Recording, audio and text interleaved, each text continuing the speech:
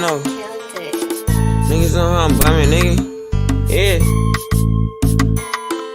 Fuck what a nigga say, I feel like Dre. Man, the game is sick. Suckers wanna play and load my K until that bitch click. Big stick, hanging out the bottom of my 4-5. No lie, if I whip it out, somebody gon' die. Only time you hard is on the gram when you go live. Flexing with a tube but never blam, I'ma blow mine. Won't show mine until it's go time. Nah, you can't hold mine. Yeah, I got the whole mine, I'm on the goal line. And I'm going for 6, watch me up the scope. Caught him at the stove, he was with his hoe. Had to let him know, that's your ass, you don't get it past. You reap what you sow. Why you speaking low? Speak up, boy, you been a hoe. Boy, you been a bitch, get off dick, tryna steal my drip. Look up in the air, you see me, I'm fly as bird shit. Never on no nerd shit, why you on that lame shit? You don't want no smoke, you get smoke with who you hang with. You know what I'm saying?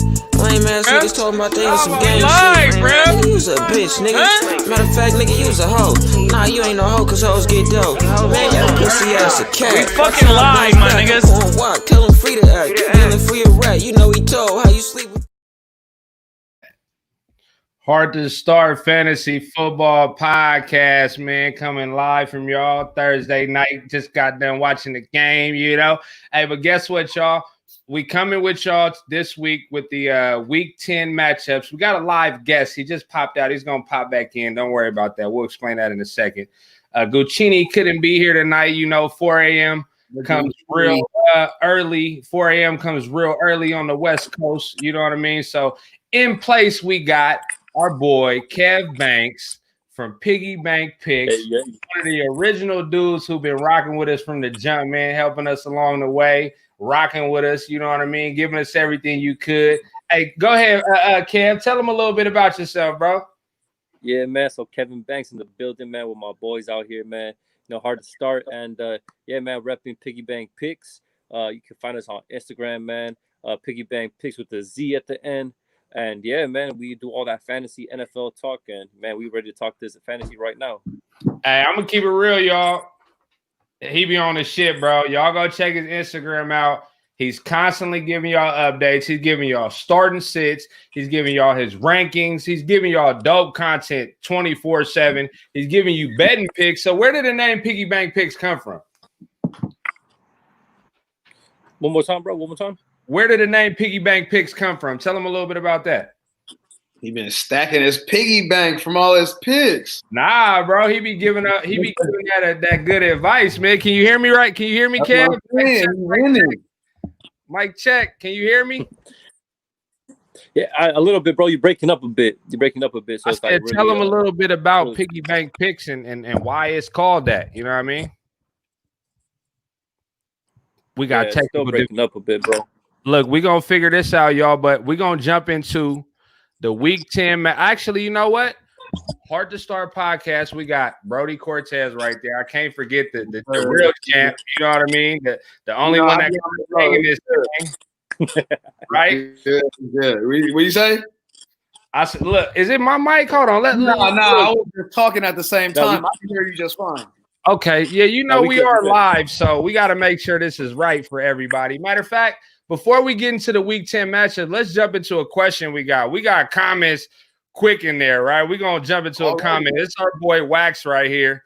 First question of the night. Should I start Chubb this week? Everybody's wondering that. What y'all think? Yeah. Fire him up. Hey, man,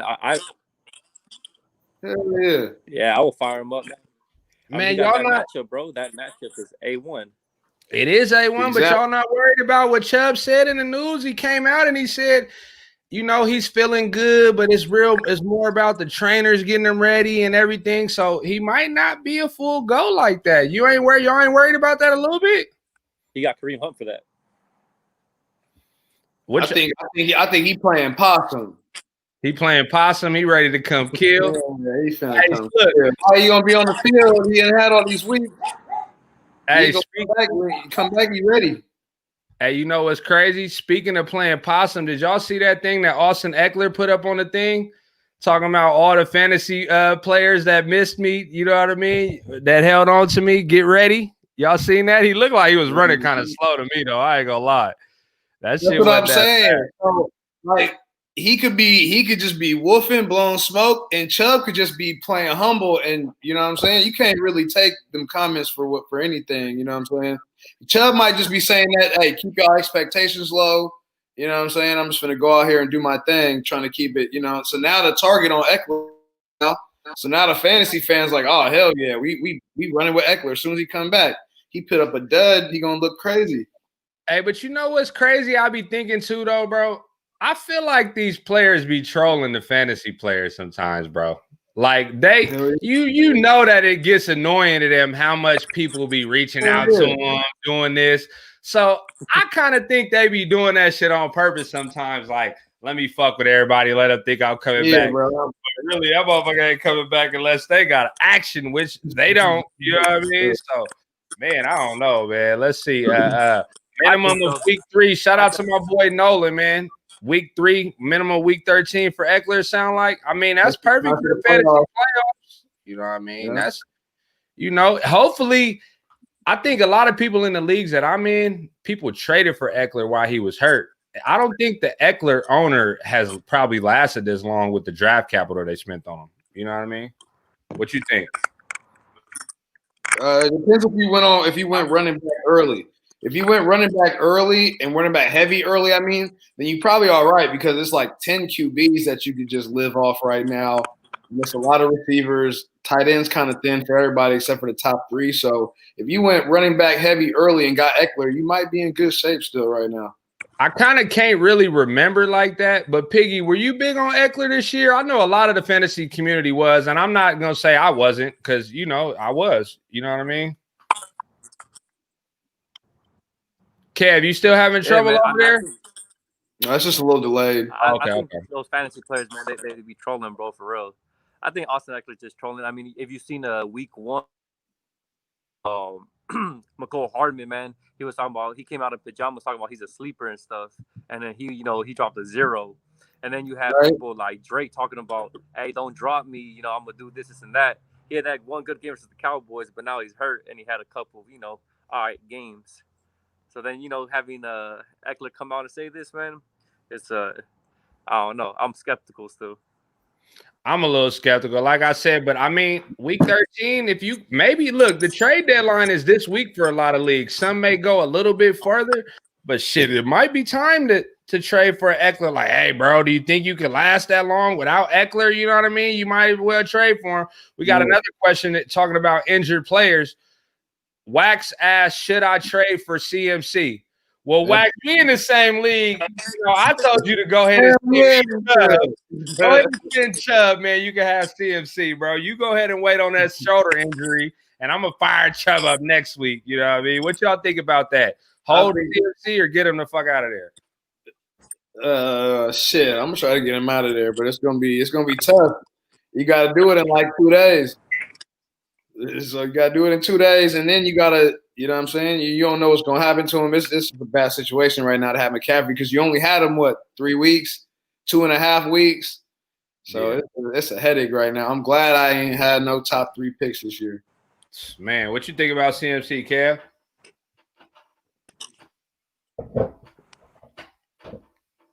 Okay, he out of there. Let's get into another question right quick. I know he's having difficulties. So before we jump into it, this is a good one. So tonight, Nolan was watching the game too. JT, man, Hines, bro. Hines was going crazy. It's pretty much over for JT, bro. Yeah, it's over. It's been over kind of for a minute. And I was high on JT. I wanted JT early in this year in a lot of leagues. I'm glad I ain't get him. Like, Hines is an elite, pass catcher for a running back. So, he got one up on him right there. And then he looks better running between the tackles even right now. He finishing runs inside the 5. He getting first downs, tough first downs. It looked like Hines might be a guy. He had spurts last year at some points during the year where you're like, okay, Hines might be, he might be valuable in fantasy. It might be coming back around again. And you know what? Like shout out to Jimmo, man. Everybody, matter of fact, shout out to Jimmo, man. You got the icon with me, man. You know, maybe this ain't even freshman, man. I got the freshman at the house, man. You know what I mean? But everybody was high on JT. And one thing I can say, I have him in a few leagues. I went with him. I even traded for him. I liked it. I looked at his schedule at the end, and I liked it a lot. But But one thing that kind of tripped me out about the rookies is like we all knew going into this year that they were having no preparation. This was not normal. Like, how can we really expect the running backs and the rookies to just come out balling like they did? If you drafted JT was the only one that was going as high, 3rd round, 4th round, and it was kind of rightfully so. Like the situation he was in with the Colts, the best offensive line, injury with Mac, runner, you know what I mean? It was just something that I was excited about, and in hindsight, I did not grab him as early as a lot of leagues did, you know what I mean? But, I wrote it out and I'm still in good position, but I don't think a lot of people are. Yeah. I mean, it's kind of the reason I wasn't as Robinson, as good as he looked, he's still a rookie. So I think either like the way the 2 rookie running backs is going to go, like it's like 2 tiers kind of, either the ones that started early and they're going to burn out late, or the ones you got nothing from early, but you might get something from them late because like a Dobbins and Swifts now, because they're starting to get acclimated with the offense, things like that. So I think them are kind of the 2 where you fall for the running backs now. James Robinson he like what Bogart said, he kind of like Zeke right now, low key. And so it's interesting to see if he going to burn out or if he just going to keep doing this all year. Yeah, but I mean, on the flip side, it seems like every time Hines has a big game, he follows it up with a dud. You know what I mean? Like, are you trusting Hines at this point? I mean, he did look like he deserved to have the ball a lot. I mean, maybe it was just the situations, but I mean, JT looked bad. You know what I mean? Wilkins had one explosive play. Like, I wasn't impressed by none of them. I mean, that's kind of the story of the Colts. None of the players over there are consistent fantasy-wise. So they play good football and all that. They kind of like the Ravens, but you kind of can't trust none of the players on a weekly basis. Really, the fucking the goddamn defense is the only one you could trust. They got I forgot about that. Yeah, and the kicker, Rodrigo Blanken, he go crazy. The guy, he gave me 11, man. But it's crazy because, like you just said, none of the players on the Colts are really fantasy like relevant. Like, they spread the ball around to the receivers. Pittman had a great game tonight. Hey, shout out to everybody who had the heart to start Pittman tonight. I'm playing in the Run Boys Office League, and my opponent had a lot of buys, and he threw Michael Pittman in there. And shout out to Dynasty, which Dynasty is a little different. My opponent played Pittman too. There was some heavy picks right there to just throw him in like that, especially with T.Y. coming back healthy. You know what I mean? It's crazy. We're going to get into it. Let's have one more question before we jump into the first matchup. Can Breeze hold up for me? I don't think so, no. Man, I kind of just think it's the game script. Like I mean, we could look at their schedule, but Kurt, tell them remember that year I had Breeze and what you kept saying, bro, and it really bit me in the ass by having him in the championship the year you beat me. Y'all kept saying one thing about Breeze all year. You remember that? Yeah, he gonna just fizzle out on you. That motherfucking arm gonna get tired, bro. Your arm might fall off by 16 weeks, 17 weeks. So I don't know. I mean, he might, but I've never been a high guy on Breeze the last few years, and he's just old. I mean, I can't. I need one of them young bucks. I got Herbert and Mahomes and guys. It's funny you said that because Ware's in the comments and said better than Herbert. Look, it's crazy though. He got his graduation college picture in there. You think he'd make smarter comments than that? I think he'd be smarter than that. Shout out to the iTunes and the YouTube listeners who's on live right now. Shout out to everybody that's going to be on Spotify. If you guys are confused about some of the things we're asking or talking about, go over to YouTube. It's probably because we're responding to some of the comments. But real quick, before we jump off that Breeze, let's but I'll say the remaining schedule. SF, Atlanta, Denver, Atlanta again, Philly, KC, Minnesota for the championship. Those are pretty good. Those are offenses that they'll play that might make them play some offense instead of, you know what I mean, running out the clock or whatnot. But I think it also has to do with how is that division going to shake up. If they clearly got the division, which, it's going to take a while for that, or they're neck and neck, I see them trying to play a little bit more safe, trying to just get in there. You know what I mean? Breeze is at the end of his window. So, I mean, it's a gamble, but I'd rather have him than a lot of other quarterbacks that are out there for sure. That's what I'm saying. It's a lot of quarterbacks right now. So that's kind of why. I don't know. But Wood got a good point. He been fine without Thomas. But I don't know. He done it every year. We play outside late in the year. It don't happen. So, yeah, but Mike Thomas. Those last 2 games are okay. So week 12 to 14, he has away games. Denver, Atlanta, which is in the dome, Philly. So you got 2, Denver and Philly outside in the wintertime is pretty scary. So those will be games I would be scared of them. But KC in the dome, Minnesota in the dome, fuck it. I'll run with them if that's all you got. You know what I mean? Fuck it. Yeah. Let's jump into the first game. We are on week 10 matchups with question and answer sprinkled in. We will get those questions. Let's talk about the first game, man. Bills at Cardinals. Over under 49.5. This gonna be a fire one here. More than that now. That shit like 50 something, bro. This gonna be a fire game. Like 55 or something like that. That's gonna be the game of the week right there. That's gonna be the game. Got my boy Kyler and Co. going up against Woodrow, trying to knock his hat off. You know what I mean? But other than that, I'm kind of interested to see. I was watching the Run Boys podcast yesterday on YouTube, and Bogart made an interesting point. He was saying that he thinks Edmonds is better with Drake, and I kind of maybe agree. I know Miami's defense was Bogart said that. Yeah. I know Miami's defense was playing crazy, and they have been playing crazy. But maybe Edmonds is more fiery when he come in fresh and, spell Drake and get those runs. But if you're a Drake owner, are you just throwing him into the fire like that? They coming off Buffalo coming off a good defensive week. They ain't been consistent all year really like that. But, you got to start Drake at this point. If you've been starting him all year, it's because you've had to. So, shit, I'd be starting other guys over him if I had him. Though I'd be starting Gio Bernards and well, not Hines now because he played, but guys like that, I'd be starting him over Drake though. Yeah, even with Edmonds, like I got caught in a situation where Gurley's on a bye. I traded Mike Davis. So in hindsight, I wish I could probably play Mike Davis, but I'm kind of fine playing Edmonds in this situation. Like I said, he might end up being better with Drake. You know what I mean? Lock him in for 12, 13 points, maybe both of them. I don't know. I just know that the Cardinals coming off that loss, you know what I mean? This is one where they need to kind of show that, we could snap it back in and show that we're an actual good team. Because the bad teams, this is where the cream rises and the weak fall off. So if they're going to be a good team, how are they going to bounce back from that loss last week? You know what I mean? Nah, I feel you. I think they're a good team. They just got hit in the mouth last week. Miami don't give a fuck about none of the NFC West teams. They running through. 3-0 versus the NFC West team. Through the NFC. And them tough teams, them are physical teams, except Seattle, really. But Miami's serious. We're serious. See, Jimmo jumped in and said, do you start Zach Moss over Drake? And I'm glad you brought that up. Mine wasn't necessarily Moss over Drake. It was more so Moss over Singletary because I have him in a dynasty league, both of them, right?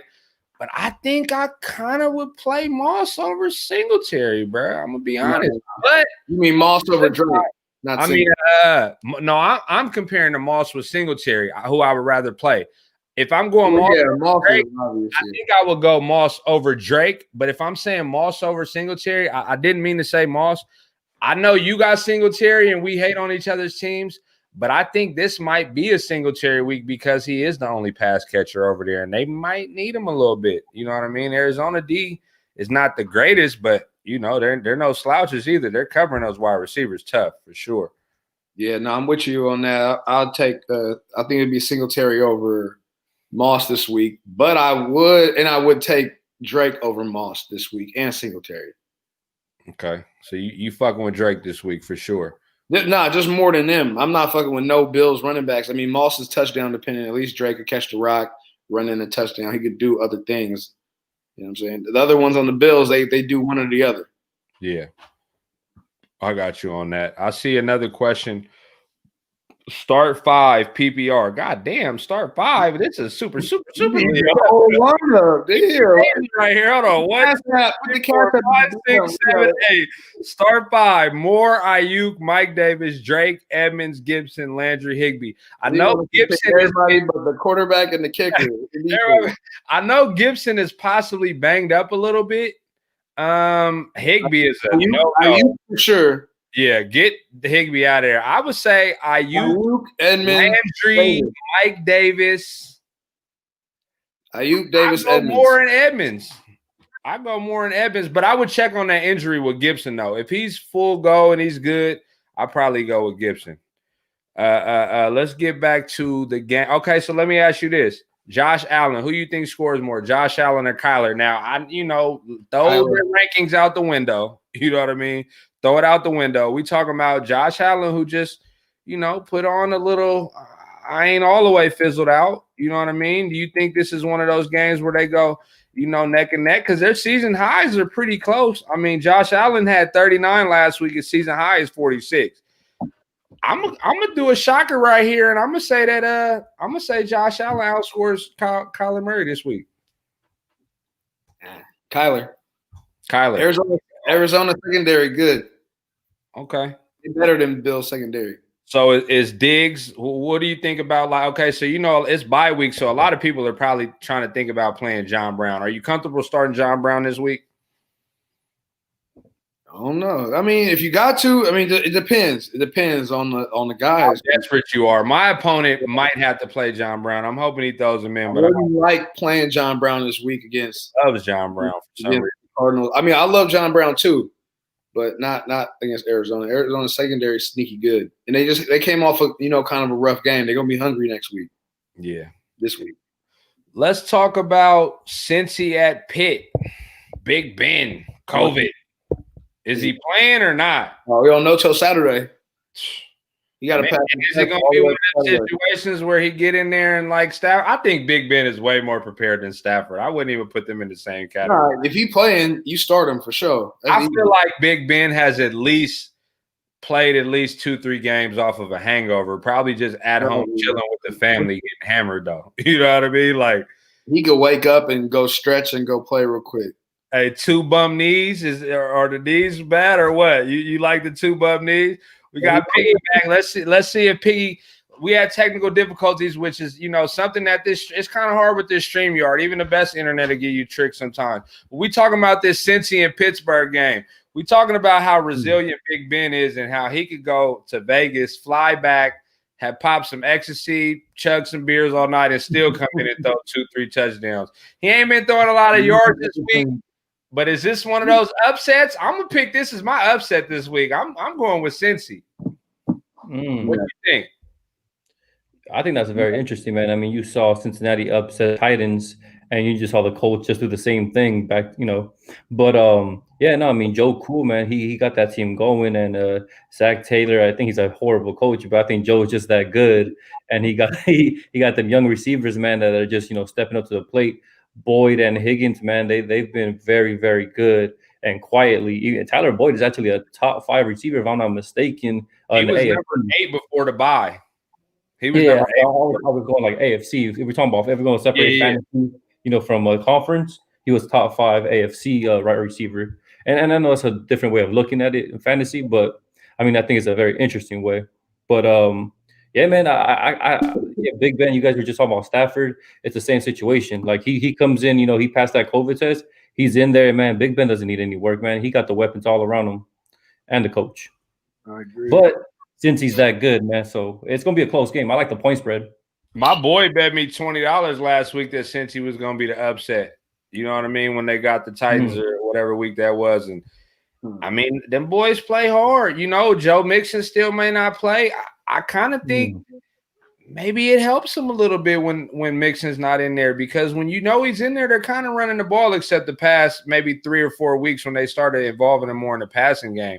I think, like you said, Joe Cool just firing it. Bro, I cannot tell you how many solicitations I've been trying to get for Higgins in some leagues, because I got Boyd in a lot of leagues. So obviously in those leagues, I'm not going for Higgins.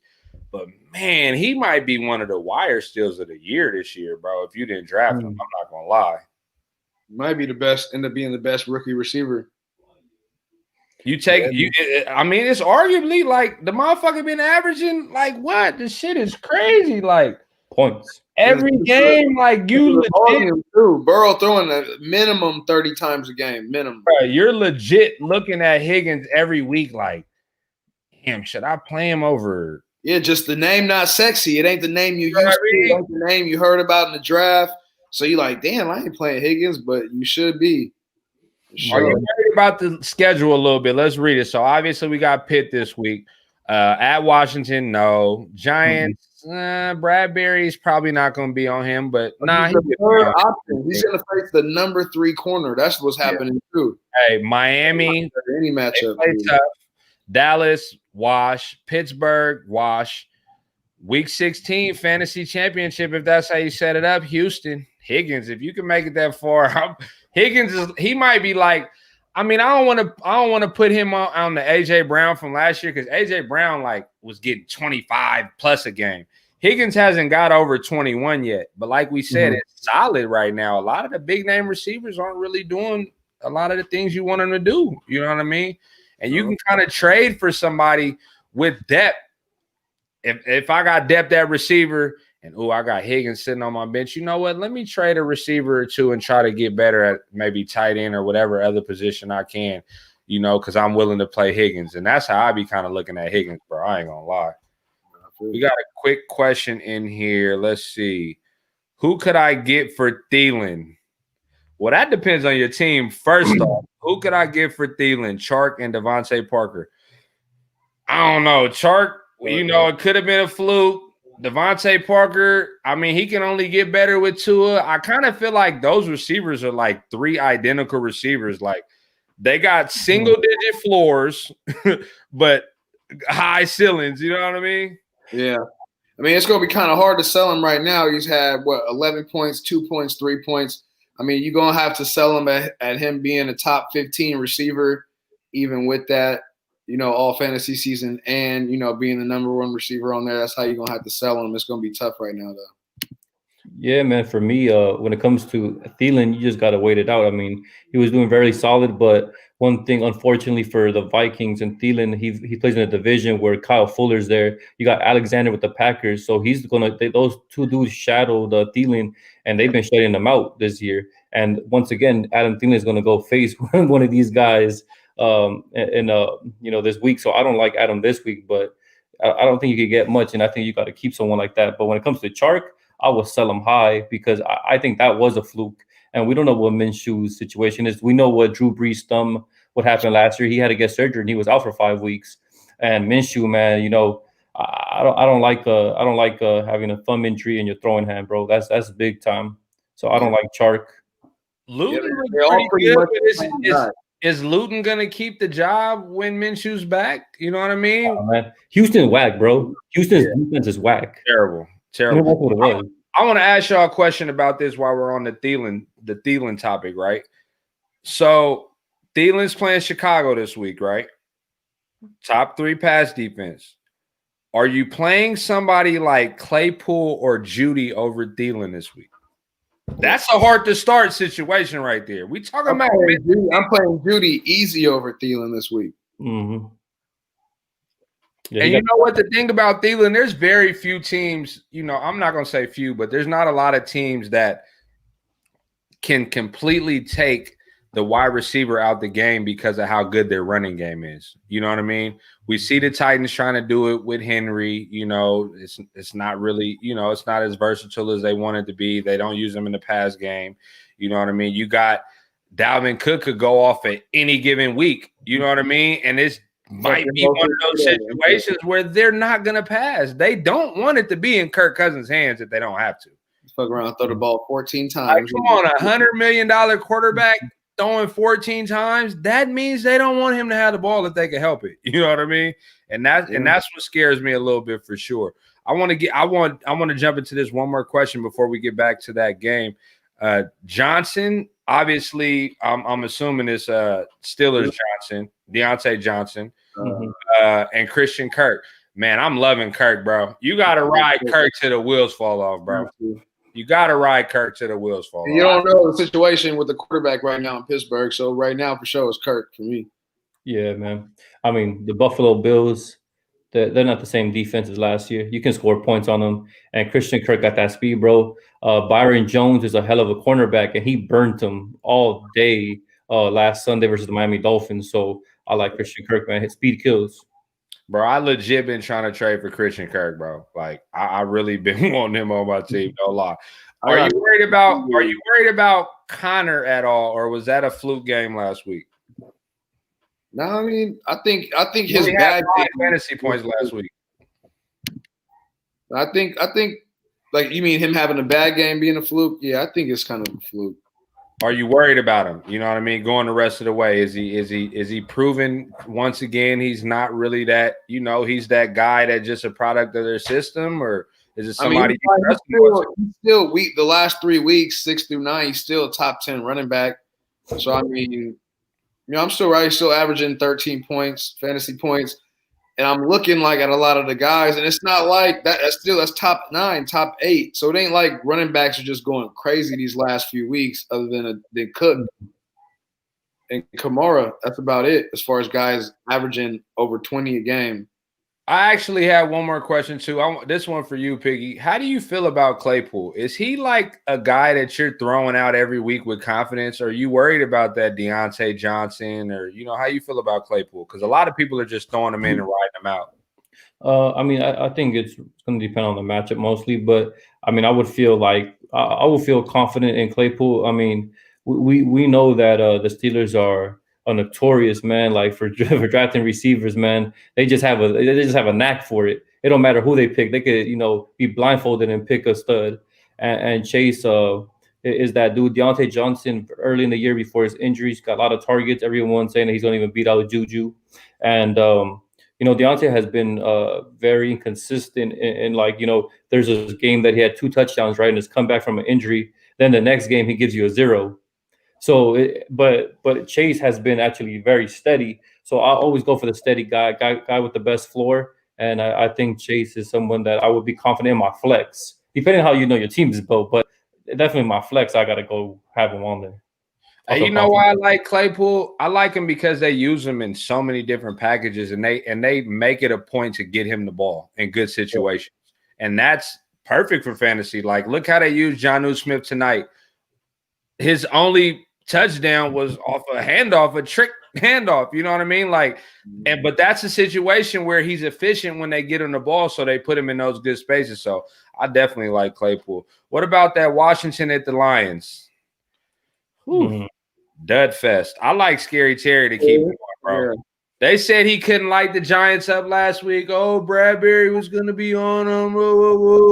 Their Detroit secondary bad. The rookie been having a tough year this year, the top pick from Ohio State. So Terry about to eat. They played together actually, so that's going to be kind of dope for them. You get to see them play against each other. College, went back and forth. So I think Terry. Okuda? Yeah, Okuda. And now I like Swift. It's going to be another good game for Swift. He'll catch some passes, probably score. Why the fuck do they keep using AP so much and throwing him the ball, bro? Like, he out there threatening him or something. Patricia is fucking trash. You know why, though, right? Get his offensive coordinator. That Coach Bevel was his offensive coordinator when he became, that AP we all know of. Oh, okay. That's why. We're giving him his last go around. They ain't playing for nothing. They on some buddy shit. Because, man, Swift, I mean, he came back with the solid 12 points last week, 13 for 64. But he was coming off of that before the 5 point, before the week before last, 14, 26, 15. Like, he's just starting to come along. You guys win. They win 2 games versus Jacksonville and Atlanta with him kind of being the feature back. You know what I mean? Not just going to say it's because of Swift. You come back and you lose 2 straight. Get back into getting the young bull the ball, bro. Like, between him and Hockenson, like, what else future do you have in Detroit? Like, who's your future? He's been a top 10 back the last 5 weeks, and then top 5 back the last 3 weeks. So, like, they got to get Swift the ball for show so that boy can play. Yeah, man. Similar situation. You know what I mean? Young man's game. It's time to get that old boy out of here. Time to get Swift in there. Are you worried about the Hockenson toe injury pop up last minute today? Yeah, I don't like toes. I don't like toes, bro. You ever stubbed your toe, bro? Like, you be down for like 3 minutes. You forget all about your fucking toes until you hurt one, and you like, damn, I need this bitch. duty this motherfucker, bro. That big toe get hurt. Yo, I wonder if it's the big toe. Do he got a ingrown or what is it, bro? Because you know what I mean. Turf toe. They just shut down Tart for the Niners for the turf toe. So I'm worried about that for sure. Hey, Cam, you worried about that toe or what? You worried about Swift and Hawkinson or what? Let me know. Man, I honestly, I don't really like Swift this matchup, man.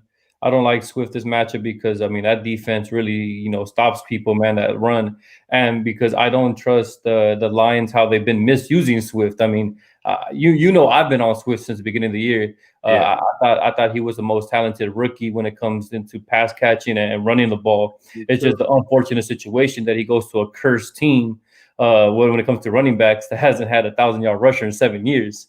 So that's just the only thing. But when it comes to Hawk, man, Hawk has been the best tight end in the league. You could argue that. I mean, obviously you can't take away Kelsey, but outside of Kelsey, dude, I mean, you could argue that he's the best tight end in the league right now. And it's crazy to think how Noah Fant and him were teammates back in in college. And he got picked top 10, both of them too. Mm-hmm. Hey, they just tight ends out of there. Man, you know what? So the last show we had, the homie Wood, he in the comments, we were talking about how outside of Kelsey and Waller, no one solidified. And he said, well, what about Hawkinson? And I'm like, damn, you got a point, bro. Like, he might be the third best tight end. He might even be above Waller. You know what I mean? As far as fantasy production, you know what I mean? We're not talking about necessarily talent, but fantasy production. This is a fantasy podcast. Like, are you feeling if there's a situation where at the trade deadline, Waller got the name, maybe you got Waller and Hawkinson. They've been the same. Is Waller somebody you might try to move to get a good piece and just ride with Hawkinson the rest of the way? You know what I mean? They neck and neck the last 5 weeks on the year. Waller got 7 more points. TJ Hawkinson is number 3, the number 3 tight end. Kelsey number 1, Waller 2, Hawkinson 3. There you go. Hayden Hurst number 5. That's a shocker. Yeah, I was pulling it up right now. Hawkinson is number 3. Wow. And Kittle's still 4 because of that crazy game. Right. I mean, we can talk about how volatile the tight ends are. The shit is crazy this year, bro. Like, you expected Andrews to be up there. You know what I mean? Obviously, Kittle's hurt.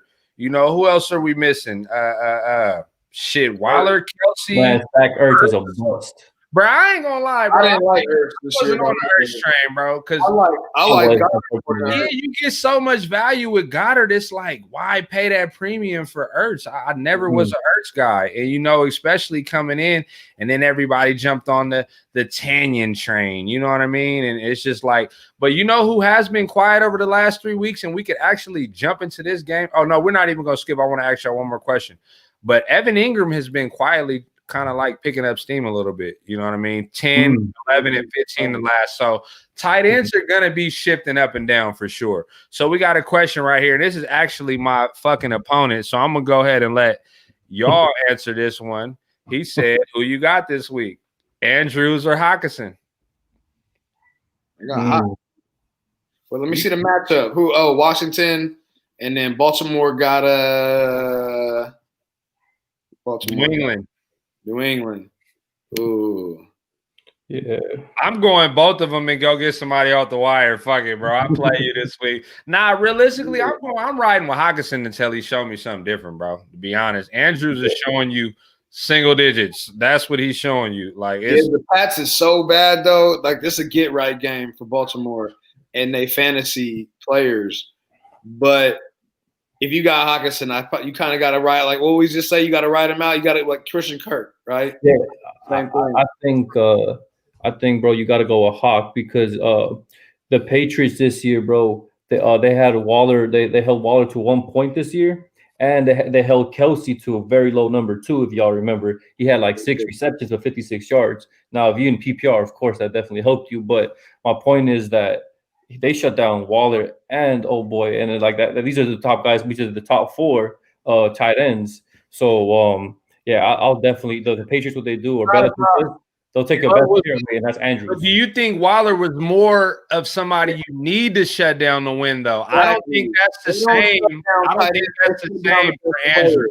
Ravens got no receivers. Yeah, They shut down the best player, not so much the tight end. But yeah, that they is the best player. So you're right about that. Hockenson is the best player on offense right now. yeah.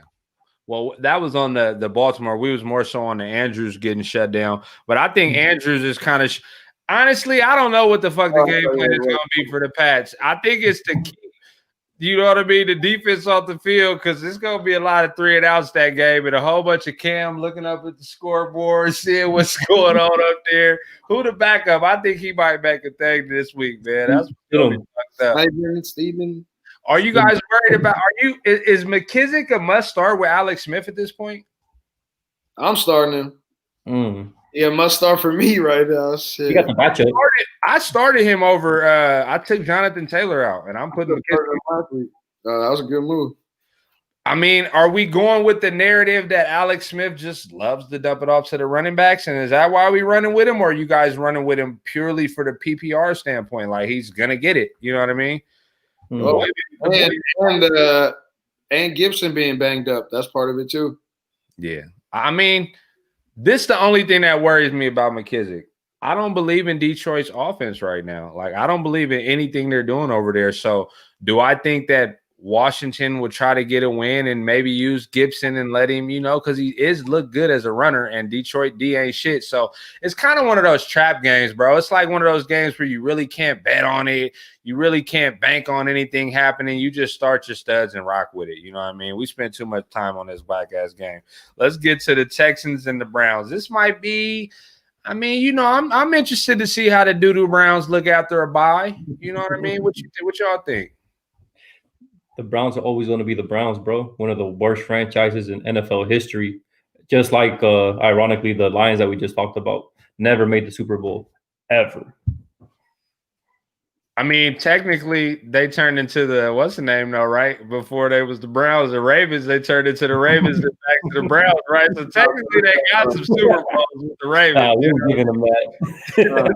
Technically, But now, man, I mean, shit, the last time we seen them play, they lost 6-16 in an ugly game versus the Raiders. So, you know what I mean? I mean, from a fantasy standpoint, I feel like on the Browns, I'm scared of Chubb this week. I'm definitely not scared of Hunt. And actually, that's another point that Bogart made up. I was trying to think of the other running back tandem. He said he thinks Edmonds is better with Drake, and he thinks Hunt is better with Chubb.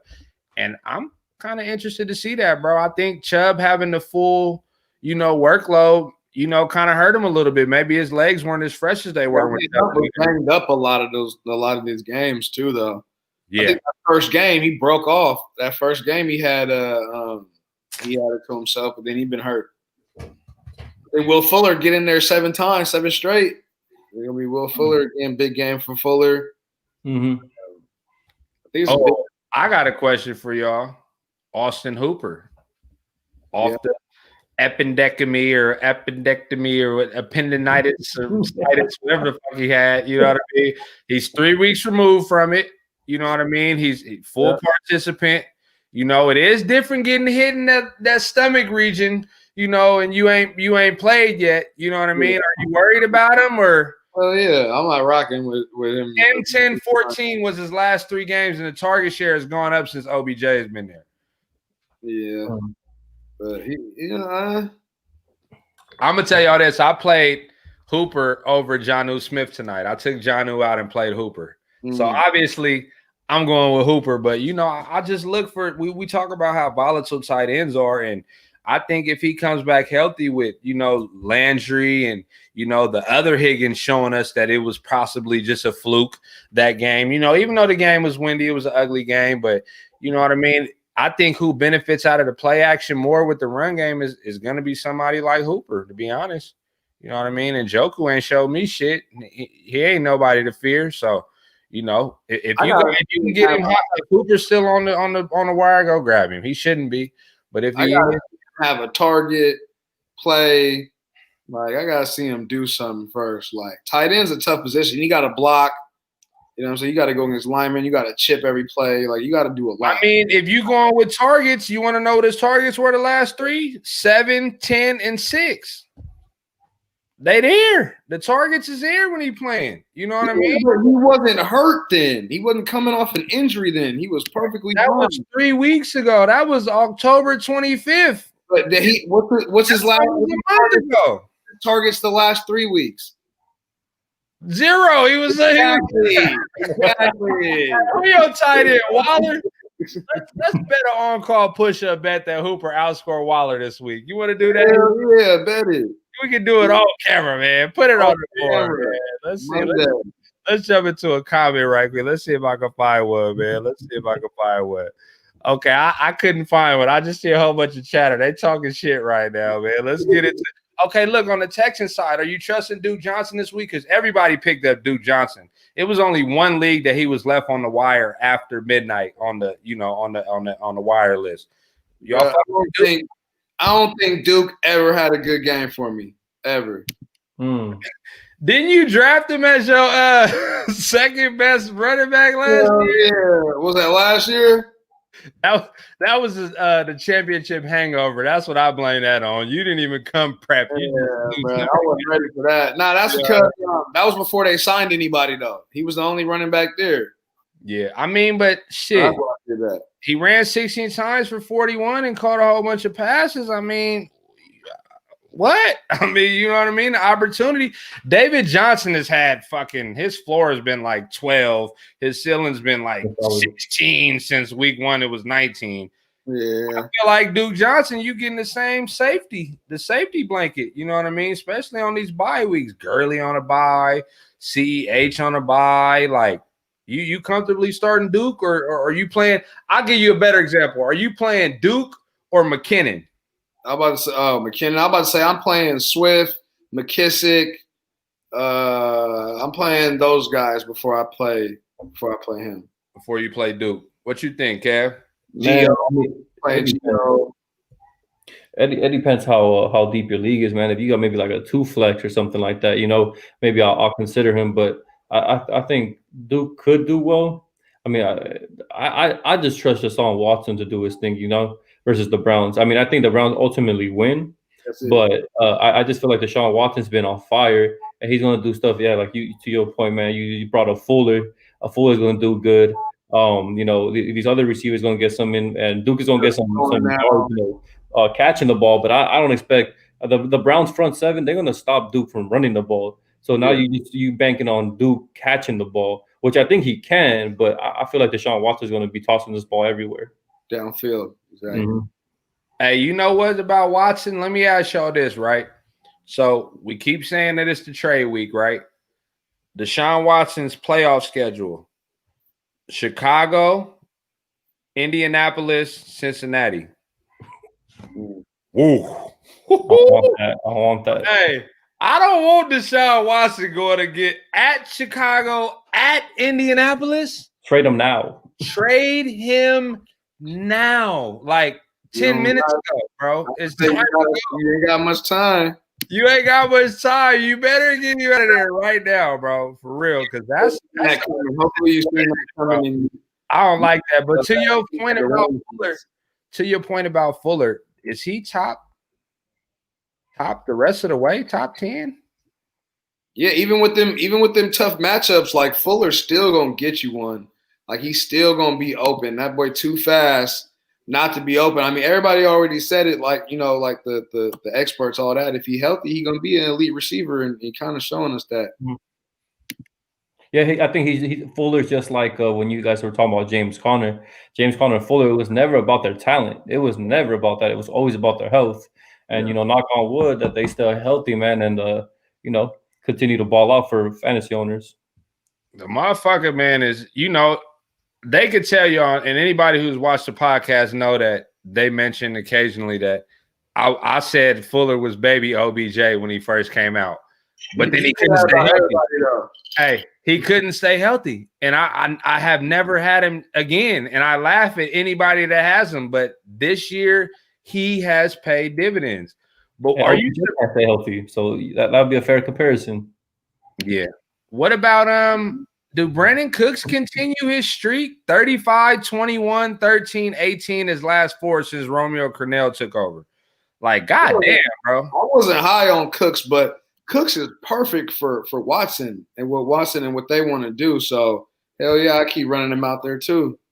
Are you starting him over Thielen this week in Chicago? Confidently.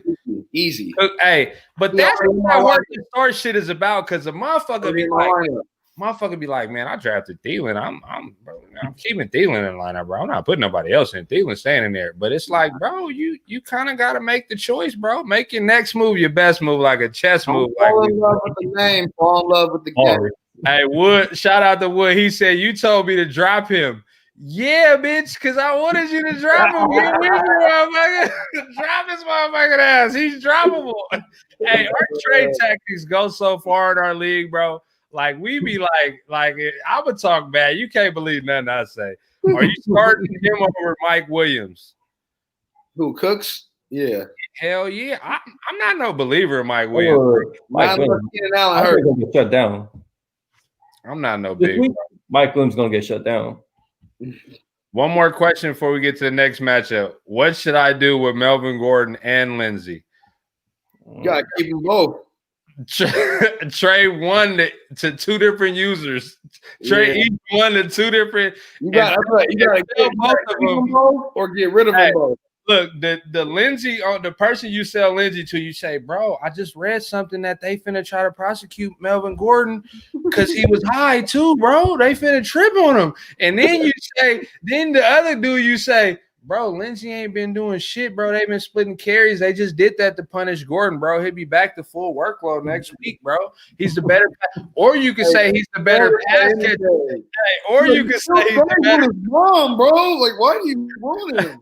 Hey, or you can say he's the better pass catching back, and Fant is slanging that motherfucker. You know what I mean? But I kind of like Gordon in the long way. You know what I mean? I like Gordon in this situation, though. Man, he hasn't done shit since that Jet game, but he's gonna do something this week. Yeah. I think it's been a little punishment a little bit. You don't think maybe? You know what I mean? Because Locke coming in there slinging that motherfucker. It might be a Herbert situation where they're not even looking at the running backs. They looking to get it downfield. You know what I mean? They've been behind. That's why, too. Yeah, I will agree with that, too. Jags and Packers. Ooh, this should be a fucking demolishing. Sit chart. I'm sitting chart. Is there any way that the Jags make this a game? I mean, the Packers is pretty fucking terrible, and Robinson has been looking pretty good. I mean, Luton Free, you got no tape on him, really. You got one game. Maybe you could come and do something. You run the ball, control the clock. But it ain't going to be the DJ Clark. They got Jair Island out there. He's shutting everybody down. So I'm not fucking with Clark this week.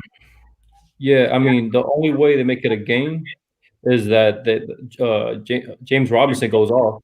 You got to see what the Vikings did. Watch the tape what the Vikings did versus the Packers, and watch the tape what the Bucks did versus the Packers. Or not the Bucks, I'm sorry. The Packers demolished them. But yeah, watch the tape what the Vikings did recently. Run the ball effectively with James Robinson, and then just move the chains with that young rookie and see these pass catchers that they got. Because the Jaguars got some pass catchers, man. They got a couple guys that can make some plays. And they're gonna wow you, but they got a couple guys like Cole. I mean, since Minshew went down, Cole was actually doing really solid in the beginning of the season, and he just fell off the map. But, I don't think they really make it a game, but they can. But it has to be through the running game, control the time of possession. The only way. Hey, you know what this game reminds me of when I look at that spread being 55, the over-under? It reminds me of one of those games where you're like, okay, this spread is going to get covered if the Packers – score 48 points and the Jaguars scored 10. You know what I mean? But I look at this game and I kind of imagine like a scenario where you look up you're watching Red Zone or Rum Zone or whatever you're on, and you're like, damn, this fool James Robinson just busted for a 60-yard touchdown. Okay, cool. Yeah, I'm juiced. Having nothing. You turn around again and you like, damn, Aaron Rodgers somebody just fumbled and they got the ball. Damn, Robinson got another touchdown and now they're up 14-0 and the Packers are playing for behind and they got to win. You know, it could be one of those sneaky games where I still think Green Bay takes it. You know what I mean? But this might be one of them. I'm not too confident starting Rodgers in this situation. Oh, stop it. Jaguar secondary is trash. You're thinking now. Nah, look, I'm lying. I play him. I play against Rodgers. Right I play against Rodgers. What you rolling over there, bro? I play against Rodgers, man, and Wood is in the chat right now pumping Rodgers up. Look, as soon as I click on him, look, this is how much he's pumping. This is how much he's pumping Rodgers up. Look, he talking about Lazard is back. You know what I mean? He's juiced off Lazard being back. I'd play Rodgers no matter what. But we in a league in the Hard to Start 14-team league. Believe it or not, the owner has Kyler and Rodgers. And he be flip-flopping. He don't play Kyler every week, bro. I swear to God. This is crazy. Like, he got the balls. But, I mean, I think this is one of them they get Aaron. This might be Aaron Jones' 3-touchdown game. And it's fucked up because the person I play got Rodgers and Aaron Jones. So, either way, the motherfucker going crazy. You know what I mean? That's right. He is playing with. I'm tripping. That's right. Yeah, but nah, that's I got to buy this week, so I didn't even know who y'all play. Cincy will make that a game versus Pittsburgh, and Jaguars will make it a game versus the Packers, but it will be because of Aaron Rodgers. It won't be because of gluten-free. It won't be because of him. You know what I mean? Let's jump into Eagles at Giants division. You know how them go. Anybody you worried about in this game or anybody you just love? I love Rieger in this game. Something just happened with the Eagles. Somebody got COVID or something? Let's look that up. What y'all think about Singletary game back? Eagles. I saw him on Twitter and was like, oh, damn, I guess the Giants finna win the NFC East. I think that was Jimo. No, somebody had just said something. Maybe I'm wrong. What y'all think about Singletary on his first game back? You trusting him or what? Sanders is going to beast, bro. I mean, Sanders, that's what I meant. Oh, yeah, you got to throw Sanders in there. Oh, Eagles staff member test positive. That was 2 days ago, and they haven't really said nothing, so they should be good. That's what it was. Somebody I thought somebody got COVID. It's interesting with Sanders, right? Because 4 of his last 5 games, he's got over 80 yards. But on the flip side, the Giants haven't even allowed more than 80 yards. You know what I mean? Like, Giants is playing tough. Yeah. But Sanders is he can catch the ball too. You feel me? So he's that's what's going to give him his bread and butter. Like, he's going to run for some yards. John's going to stop him here and there, but him with open field, man, he's dangerous. Hey, and that's why I fuck with you, bro. You be on your shit, right? Because another stat I was going to throw out there is that the Giants are allowing 14 plus fantasy points in the air to running backs, which, like you said, is where Sanders flourishes, and Scott. You know what I mean? Both of them. This is going to be one of those games, but a reason I love Rieger is because maybe Bradbury is on Fulgham. You know what I mean? Alshon coming back, which, that won't matter with Bradbury, but I would check before the game to see if Bradbury is going to be shadowing Fulgham, which maybe he will, maybe he won't. But if he doesn't, I'm confidently starting Rieger in this situation, depending on my bye weeks or whatnot. They trying to get the boy involved. His first game back, they target him a quick 6 times, you know what I mean, and handing him the ball off. Like, they're trying to see what they got. No, that's their guy for sure. I mean, they spent the high price on him, so I'm good with Rieger. Sure. Yeah, you guys had brought up Ingram earlier. I like Ingram a lot in this game. He showed you last week what he could do, and Ingram is about to do his thing, man. I think he's going to have put back-to-back good games together, and that's what I like, man. They doing a little bit of everything with Ingram, and we talked about like Claypool. We talked about with Jonnu how they're using them and try to be efficient with their usage. And that's one thing they're kind of doing with Ingram, handing him the ball off, sweeps, and they're trying to get him the ball. And it's for good reason. Like, Danny Dimes don't really look that good. You know what I mean? Like, let's get our weapons any chance. Danny Nichols. I love Shepard. He's a receiver, like Slayball was saying about Kelsey. Ingram pretty much a receiver. So did Shepard completely wipe Slayton out the way? I mean, Slayton had 1 target last game, bro. Like, God, Slayton kind of a one-trick pony. He was just the deep ball guy.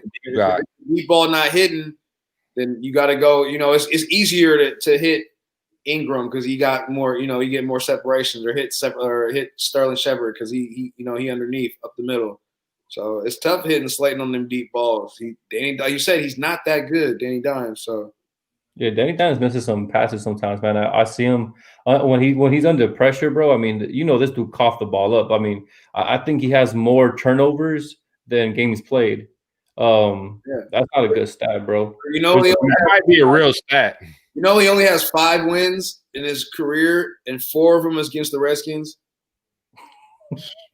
Like that is wild. I think I said that last week on the podcast. Like that shit's mind blowing to me. That's crazy. I didn't know that. Crazy. Shepard or John Brown this week? I'm glad this question popped up. Bro, Shepard has 6 targets in more than 20 straight games. 6 targets. We know he don't stay healthy. But you was talking about me when I was fucking with Shepard earlier in the year. Nah, you don't remember? You don't remember at the beginning of the year we had one of our like sleeper talks and we were talking about how good Shepard is if he just stays healthy? Like, yeah. We were kind of amazed on how good he was. You know what I mean? Like he just has to stay healthy. And I mean, every week he's dinged up, but I kind of put Shepard. Okay, I don't want to compare him to Christian Kirk because the quarterbacks are like way different, right? You know what I mean? But he's kind of like that guy where, bye weeks, injuries, 6 targets are coming his way just based off of history. I mean, his last 3 games, 17, 15, and 10. Like, it's still double digits. I mean, you're not playing them because you drafted them high to win your league. You're playing them because you have to. You know what I mean? So when I see people running to the wire to grab the fucking Mooney or grab Higgins on the Browns or – bro, I hope Shepard ain't just sitting under y'all noses and y'all leaving him alone. You know what I mean? I agree. I would agree with that. Let's jump into this next one. Let's go to – let me find a good one right here. Oh, wait, actually, Goddard. How y'all feel? Was last week just shaking the rust off? For Goddard. Man, he's banged up, bro. If you really think about his injuries, he got a fucked up finger and he got a fucked up ankle. That's not a good combination for a dude, you know what I mean, that has to do the things he has to do. Yeah, that's like the tight end position is tough for me when guys are coming back because they got to do so much. They got to go out, run routes. They got to catch. They got to block guys. It's just a lot for a tight end to come back off an injury and then expect, that 15-point game, all them targets, catches, and get a touchdown. That's a lot to expect. So, hey, you know what? A stat I'm going to start looking at for tight ends, and it made me think of this because I was reading some earlier, Heart2Start. You trying to see, should I start Jonnu? Should I do this? Googling, let's just see what people are saying. And I came across a stat that said since like week 2 or something, Jonnu Smith has only ran 23 routes. Now, he was hurt a game or 2. Fisker's been playing a lot. But it's like, damn, if you're looking for those tight ends and tight ends are thin, you need to look at targets. You need to look at the routes they run, target share, you know what I mean, on their team and how much they're on the field because that shit matters, bro. Like, it's thin right now, bro. He's crazy efficient if he's scoring all them points. I think he's the number 6 tight end in the league right now with just off them routes ran. So, I mean, you can take a positive from that, though. Well, but you got to think A.J. Brown wasn't there, and he had 2 double-digit tight touchdown games, and Corey Davis missed hella games. Yeah. So that's where I'm kind of like fading Jonnu a lot now. That's exactly what I was going to say. The only time that Smith has done well is either Davis was out or A.J. Brown was out. So with that being said, Ryan Tannehill, Tannehill's never really looked at the tight end as that much in his career. So it's just I don't know, man. If one of those guys are out, then definitely if he's the second fiddle. But if he's going to be the third option on a run-heavy team, it's kind of hard to go with them. Yeah. Yeah, they work. Sure, the matchups. With the tight ends, most tight ends, except for the top 3, are touchdown dependent. So I think I'll still go with Jonnu over guys like Graham and or I probably might go Hayden Hurst over Jonnu though, or I'll go Jonnu over Hunter Henry, guys like that though. Jimmy's actually been very quietly good this year. Top 5 too, or he might be number 5. We could talk about that game right now, even though it's Monday. Vikings at Bears. 45 is over under. Jimmy Graham has been very, very, very serviceable at the tight end position. Like, I don't give a fuck what nobody says. If you don't have Kelsey or Waller, and I say Waller because they're must starts, you need to start looking. This is the trade deadline week. It's probably going to be kind of thin on the wire, but you should be trying to upgrade a little bit. And if you can't, you got to look at it the way I look at shit. Everybody got tight end problems. If I got tight end problems, unless you got Kelsey or Waller, you know what I mean? Mm-hmm. So, but somebody like Jimmy Graham, like you said, bro, like, I mean, he just came back with 17 points last week, right? But before that, he had 3, 8, 8. But, he is touchdown dependent. But, I mean, this is a team who Foles is kind of only making good reads. And, like he not good, like, oh, you're made a good read, like the easy reads, you know what I mean? Like he's not making he's not making the completions like he should, even except to Allen Robinson. You know what I mean? And it's like somebody like Jimmy Graham, you hope they lean on him a little bit in those scoring situations because they're not putting up a lot of points. They winning off their defense. Yeah. Nick Foles is sorry to me. Trash, bro. He's always been sorry. He had one good year, bro. One good year in a regular season, and you got to go back when Bill Lazor was his quarterback coach. I got Vikings game. This is my upset game of the week. I got 2, but this is one of them right here. This is my upset game with Minnesota. I like that. You know what's crazy though? Like the Bears really haven't played nobody. Sorry, hey, shout out to the Bears, Bruising Bros. I'm sorry to talk about the Bears. The motherfuckers ain't played nobody, bro. Detroit, the Giants, the Falcons. They lost to Indy. They beat Tampa Bay by 1. Beat Carolina. Lost to the Rams. Lost to New Orleans. Lost to Tennessee. They lost 3 straight. Now they got to go face a division opponent who's been clicking the last few weeks. I don't think it looks good for the Bears, bro. I'm not really feeling the Bears either. They getting ate up this week by Cook. I mean, Cook rolling right now. The offensive line rolling. I think they just keep it going. Defense is playing a little bit better. I think the Vikings get them this week. When we done, though, I want to go to Nolan's comment, his question, because that's kind of how I draft the last few years now. I am not going to get caught without a tight end. Like you said, it's off topic, but let's read it. I'm gonna read it for the iTunes listeners. Oh yeah, my bad. Shout out to Nolan. He says, with a lot of the tight end talk, do you think this further solidifies it's not a big deal to draft one of the elite tight ends early on? It really is nice to set and forget it when I don't have to draft one early. What y'all think about that? I draft one early now just because I've been bit and not had a tight end all year. And I almost lost the year I won the ship, ran the table. I almost lost because I had Gronk all year. He was kind of bad. He got hurt. The only way I got saved by Samuels because they let him be a running back and a tight end that year for like 2 weeks, and he saved me on that. And ever since then, I was like, I'll never be without a tight end again. I'll never be without a tight end or a quarterback again in fantasy. Them are 2 positions I'm not shuffling through. Throughout the year. I mean, so basically, you're taking Kelsey in round 2. Yeah, I got Waller in round 4.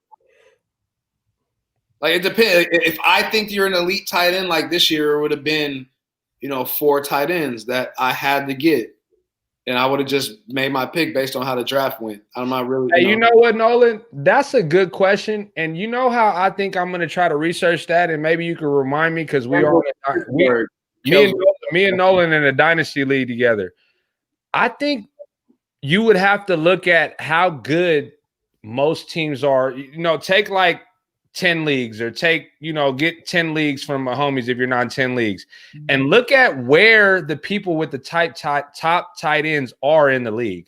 And I think that maybe give you a better understanding of how important it is to take that one or 2 tight end. I got a quick stat. So I know in 2018, they said if you had the top 3 tight ends that particular year, which was Kittle, Kelsey, and I want to say it was Ertz, but they said if you had one of those 3 guys, they said something 50% were in the championship. If you had one of those 3 tight ends in 2018, though. Now, when I look in, I'm in 10 leagues this year, and I look at the teams where I have a Kelsey or I had a Kittle, and they left me, and in those particular leagues, I'm actually in the top 5. There's one league that I'm in right now, one of my expert leagues, that I didn't draft the tight end until like 13th, 14th round because I was trying to try that experiment and see if I could just draft a bunch of skill positions outside of the tight end.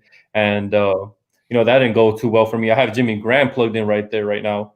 But, I mean, I think tight end is very important, man, because if you can get a Kelsey, there's a big point differential, a huge point differential on the next guy. And wide receivers are such a dime a dozen. We were just talking about people like Boyd and Higgins and even Lockett. Lockett was drafted in the 5th round. And you can get all these dudes later. Then Boyd was in the 6th round.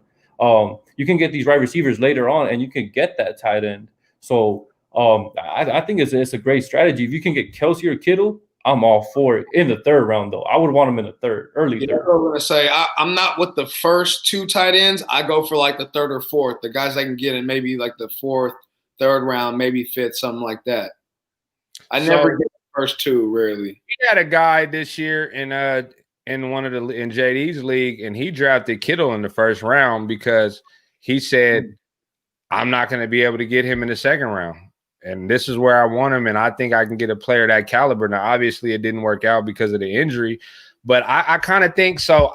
My best reference for that for me is the year I lost to Kurt and the Ship 2 years ago, which is 2018. I got Kelsey in like the 4th round, 3rd, 4th round, like back-to-back picks. I was at the back of the draft, and I loved it to set it and forget it. But if you're somebody who feels like you got a talent for picking tight ends, because like last year I picked Waller the last round damn near, you know what I mean? And, I like to pick though. I'm a big Hawkinson guy, you know what I mean? Even though I didn't have him a lot. It just depends on, I guess, how comfortable you are. But as far as the advantage, I still think that you would have to look at the sample size overall and see, how good those teams. You said your team are good, the leagues that you got the tight end in. So I'll take that. I got Kelsey in the league, but I just traded for him. The guy who had him, it wasn't working out for him. So I do think it just depends. But like I said, I also look at it like this, Nolan. If there's only 2 good tight ends this year, I just got to hope I ain't playing them in the playoffs, possibly. You know what I mean? And where do your other positions match up? So it definitely goes both ways. I like that question a lot. I like that. That was a good question. He said, how do you identify those tight ends? Like I said, bro, I go for targets. I go for routes they run. I'll try to look at the quarterback. And I love a good run game with the tight ends. Like, I'm a run game. If they got a good run game, I like the tight ends. And it depends on the system, too. Yeah. Like Minnesota, we know they don't use the tight ends. You know what I mean? Like, I'm not fucking with nobody on Minnesota. Like, the offensive coordinators would really matter a lot. So, or the particular quarterback. So when you go to like Dirk Cutter or whatever, I mean, a lot of people were on Hurst. You know what I mean? They were like, hey, Hooper's not here anymore. Hooper had a lot of targets, and then you plug in Hurst, and people were like, well, Matt Ryan loves his tight ends. I mean, you go back to Tony G, and then you fast forward to what Hooper was doing, and now boom, you got Hurst. We just talked about he's in the top 5. Then, I mean, I know Andrews ain't doing well, but you start, you guys are Niner fans, right? So you go back to Greg Roman. Greg Roman loves his tight ends. You know what he had with Delaney Walker. You know what he had with Vernon Davis. And then now he has Andrews over there and with Lamar Jackson, doing that Kaepernick role. So that's practically, you got to look at the offensive coordinator. You got to look at the quarterback if he even likes targeting tight ends. That's why it's actually kind of surprising to see Hawkinson, what he's doing, because remember, Ebron was a very high pick in the 1st round, and he was a bust for the Lions. It didn't work out with Matthew Stafford for whatever odd reason, but now you put it. Then that too. But then he goes to the Colts the next year with Andrew Luck. Andrew Luck and Stafford loved his tight ends. You feel me? He always came from that 2 tight end set. So when Ebron went there, it was an instant success. Ebron had like 14 touchdowns, if I'm not mistaken, with Andrew Luck. So it just really depends on the coordinator, the quarterback, and that's how I try to decipher my tight ends. Even with Kittle, like you could see how Ryan loves to. I mean, I'm sorry, Coach Shanahan, right? Mm-hmm. Yeah, like how he likes to target his tight ends too. And be playful. So I mean, I think every team he was on, he fucks with the tight ends. And you know what? I'm gonna say this before we get into this question and then to the next team. The bet, if you're not gonna grab Kelsey, I'm gonna give y'all the best way to for sure get you a good tight end, right? you grab 2. Get 2 that you love. Don't just fall in love with one. Goddard. You don't like Don't just fall in love with Goddard because of last year. Don't just fall in love with, Waller for the next. No, grab you 2. If you like Hawkinson and Jonnu, make sure you get Hawkinson and Jonnu. You know what I mean? If you like 2 tight ends, because when you're not getting those early ones, you're going to be able to have a field day at tight end later in the rounds. Like, that's just how it goes. You know what I mean? This question right here was trade Watson for Brady, 4 points per TD, preparing for playoffs. Bro, I'm taking Brady, bro. Yeah, I want Brady. Watson. You seen Brady's playoff schedule? Oh, bro, he's gonna win everyone leagues. Whoever has Brady's gonna win leagues with Brady in that moment, bro. So those games in the playoffs is amazing. We can read them to you right quick. The playoff weeks, because we like to talk about playoffs, assuming all you motherfuckers is gonna be there, right? So you got Minnesota, Atlanta, Detroit. Go get Brady. We read you Deshaun Watson's playoff schedule. It's terrible. They play at Indy. Hey, go. Get him now. Go get Brady now somehow. And you know that I think about it, the motherfucker just got me in a trade. He sent me Lamar Jackson and Sterling Shepard for Brady and somebody else. And I'm like, it's a 2-quarterback league. And I'm like, fuck it, bro. I'm gonna take Lamar. Fuck it. And now that I think about it, he got me, bro. The swim hit me, man. That playoff matchup, man. Look, let's go to this one since we talk about Brady, the Bucks and the Panthers, man. 46.5. Man, I hate to see CMC go out. But let's talk about the hot topic. The Bucks defense is top 2 against the run. How do you feel about Mike Davis as a shoo-in this week? Not lately. Shit, the Bucks Bucks D didn't show up last week. I mean, that was an outlier to me. Like the Saints. And I'm not big on Mike Davis really this week either. Well, so look, I bring up Mike Davis because there has to be a shitload of people that are playing him this week. Like, I'll be curious about the numbers of Mike Davis with McCaffrey going out, with bye weeks. Like, Mike Davis is getting played this week. But if I'm going on the narrative that I think, like, just Kev narrative, don't take this as gospel, Tom Brady coming to kick some ass this week. The Panthers about to get the shit kicked out of him. So I see Mike Davis. The last time they played them, Mike Davis had 7 catches in like 1 drive. You know what I mean? Like, I see 6 to 7 catches happening this week for him because the Bucks got to come out firing. They're pissed, bro. Want to know something interesting? So week 1, the Saints and the Bucks face off, right? The Saints ultimately win. Week 2, the Bucks go play the Panthers. What just happened? They lost to the Saints again, and now they go play the Panthers. Now, what happened in that following game? Tom Brady gets embarrassed. People you can't just come to the NFC South think you're going to beat the king, which is Drew Brees in that particular division. And Tom Brady actually has like 10 or 12 points. You can fact check me, but he had a horrible game. Teddy Bridgewater on the other side, he also had 10 points. Mike Davis, to your point, he's the one that went off the bunch of dump offs because the pressure, the front seven, the Bucks, man, they come after you as real quick. They got JPP and his 6 fingers. They got the leading sack artist of last year. So they got some dudes in Tampa that are going to come after you. But so I think Mike Davis gonna get the ball again. A bunch of catches. But yeah, Tom Brady didn't do good, man, last time. So I think this game is going to be, fantasy-wise, is going to be the running backs. It's going to be the Fournette catching the ball and running the ball versus that Panther defense. And I think it's going to be Mike Davis catching the ball versus the Bucks defense because they can stop the run. Yeah. Are you scared of Robbie Anderson and DJ Moore? No, Robbie's cool. DJ Moore, man, Samuel looking like he's taking the spot the last 3 weeks. Yeah. They're using Samuel everywhere. And you know what? I'm glad you said that. He looks better as a runner than Mike Davis. Like, Samuel is the guy to play right now, specifically with McCaffrey being out. Like, that opens it up for him. He's a little chess piece for sure. Yes, for sure.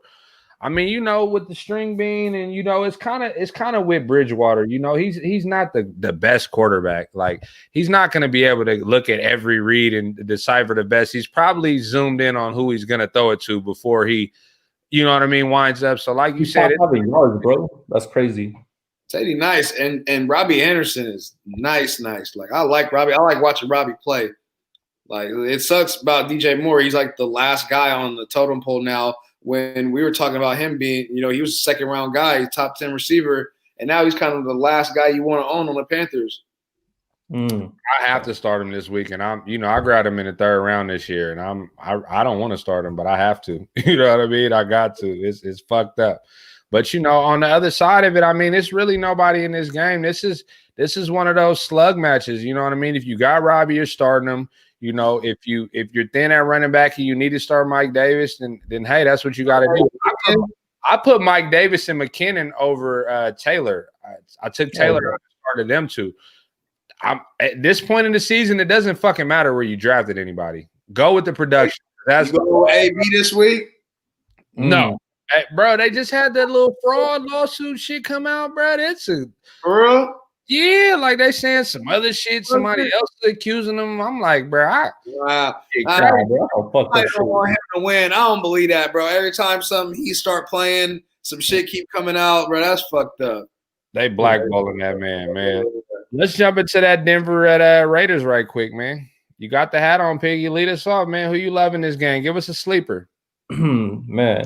Well, I think Raiders going to win the game, and I think someone that's going to come through out of nowhere is going to be Nelson Aguilar. I know he had a bad game this last week, but Nelson Aguilar. I would call it a bad game because he caught 12 points off of damn near one catch. That's what Aguilar does, though. He catches that one ball, and it's good for a 10-point game. If you say Aguilar comes out of nowhere, I kind of think Ruggs comes out of nowhere too. He ain't did shit. Yeah, he hasn't done shit. This is my upset pick. Denver with the +5. I think that's the easiest money all week. Denver +5. I'm taking that. I'm beating that up this weekend. I can definitely see Denver covering that. That's a point spread. I'm not sure what it was, but if it's 0.5, I like that. What do you think about Josh Jacobs? Are you confident? Is this the game he scores more than one touchdown? Is this the game he scores more than 20 points? It's been a while. Yeah, man, he hasn't scored a lot of points. He has a lot of tough matchups. The Denver Broncos are they've been giving up points lately. It's kind of weird, but because they're known to be a pretty stout defense. But I think Jacobs could do a little something, man. I don't know if he's gonna get 2 touchdowns. He'll definitely get 1 though. He sees an 8-man box half the time, half of the game. He sees an 8-man box. That's as much as anybody in the league. So it's tough for him to have a big game like that, over the 25 touchdowns in all those games, especially not catching the ball. You kind of got to expect just take your 15 from Jacobs and be 15 to 20 and be happy with it. 15 to 18. You know what's crazy too? Before you go, Piggy, is that the fucking they got Ruggs. Why did you draft him that high if you're not going to use him? Isn't he the one that was supposed to take the 8-man boxes away from Jacobs? Isn't he the one that was supposed to open it up a little bit more for them forcing the ball to Waller? You got Aguilar. You got fucking Carr is top 3 in deep ball accuracy this year. That shit is wild. They only taking what the fuck is going on? They only throwing the ball deep. They probably throwing the ball deep least amount of time. So that's probably why Carr just don't go downfield.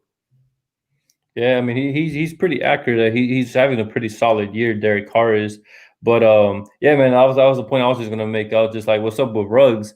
I'm not sure if he's just not. I mean, I do see his targets are not that high, but I mean, a defense is gonna keep cheating until you start taking them over the top.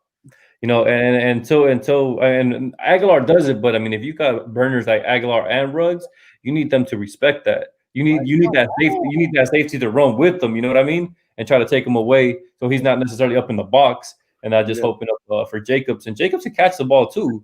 So that's one thing that I mean, I don't know if you guys saw last week. Jacobs had this. They had a 2-minute drill or whatever the hell it was, and this motherfucker really threw himself, bro, towards the sideline, off his feet and caught a ball.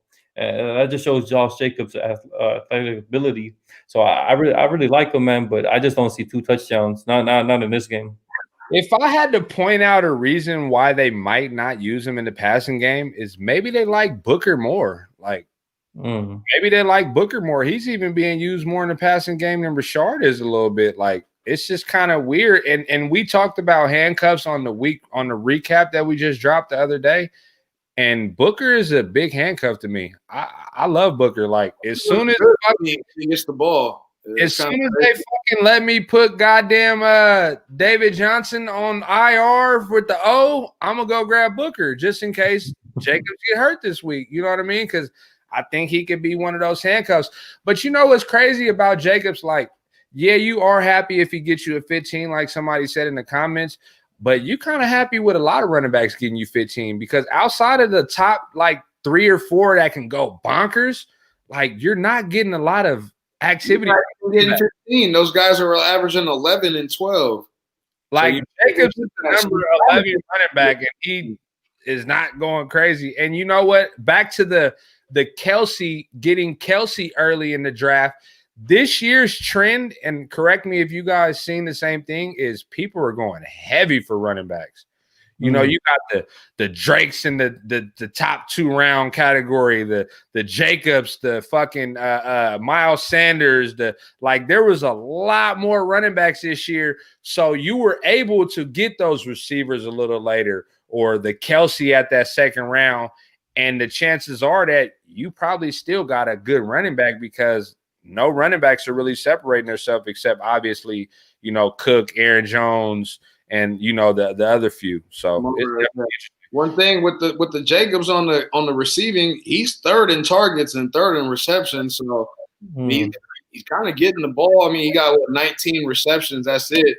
But it's still 3rd on the Raiders, and he got 26 targets, which is 1 more than Aguilar. I know Ruggs missed games, but he got 5 more targets than Ruggs. So I mean, I guess he's getting more, you know, enough targets than, you know. Well, one thing about Jacobs that they had brought up his rookie season is that he wasn't that good of a pass blocker. You know what I mean? As a running back, if you can't block, you know, a lot of coaches going to get your ass out of there. So, you know, they got to protect the quarterback. You got to chip block or something. But this year, I think he got better at it.